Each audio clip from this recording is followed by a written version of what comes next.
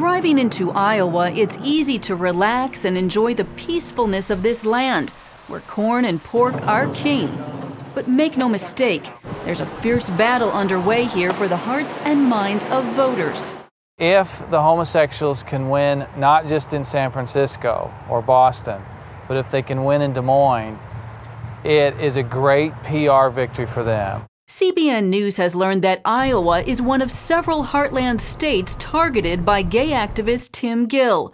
Gill made millions after starting software giant Quark. His new political career is equally impressive. In 2006, Gill and his foundation coordinated the backing of his candidates with close to $15 million, won 50 of 70 targeted races, and helped to flip 4 state chambers. We have successfully flipped legislatures around this country from Republican control to Democratic control, and the net result is always good for gay people, always. CBN News was there when Gill outlined his strategy before the Lesbian, Gay, Bisexual, Transgender Caucus and a surprise appearance during the Democratic National Convention. The priorities? Go local, because gay-friendly legislation starts at the state level, and go rural.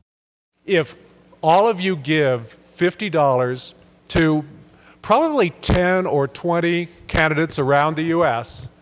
that are from those small states, we can get rid of them. In Iowa right now, the Family Policy Center believes Gill has organized like-minded friends around the country to give to at least 13 state house races. At stake, a marriage amendment that must pass through the legislature before Iowans can vote on it.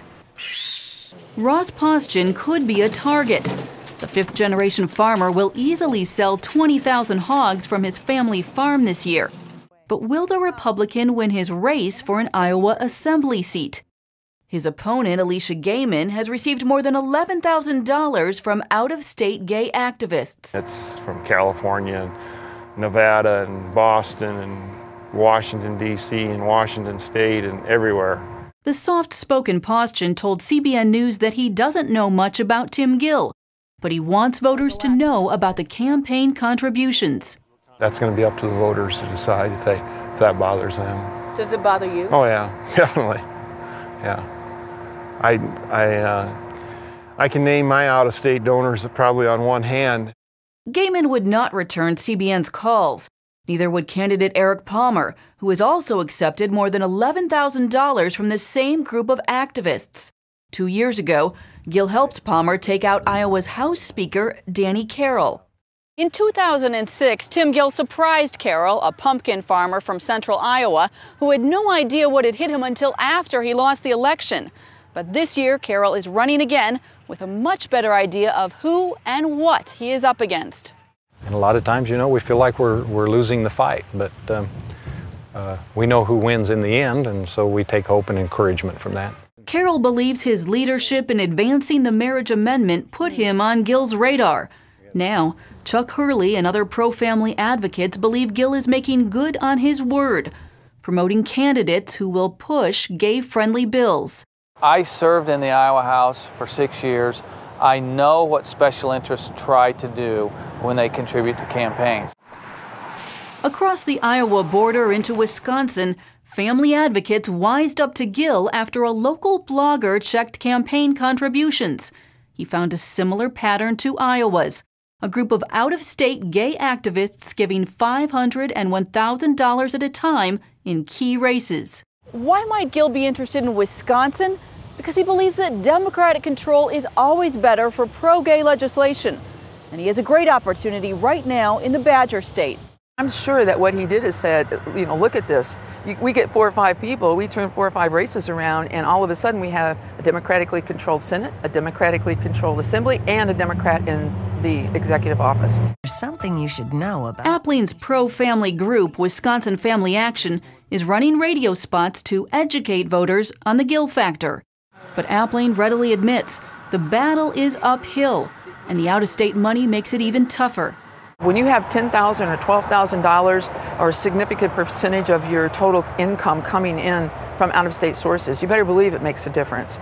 This summer, Gill mentioned a few targets by name, including one in his backyard, Colorado Congresswoman Marilyn Musgrave. CBN News caught up with her at a Habitat for Humanity project. In 2003, Musgrave introduced the federal marriage amendment.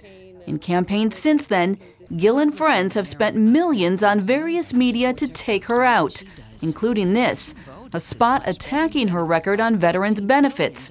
It shows her picking the pockets of a soldier's corpse. I have become a symbol. I have become a target of his vitriolic frustration. And I hope that I can stand, not because I'm such an incredible person, but because I have become a symbol for people who want religious freedom. Whatever happens on November 4th, pro-family advocates across the nation are recognizing the need to step up efforts, especially at the state level.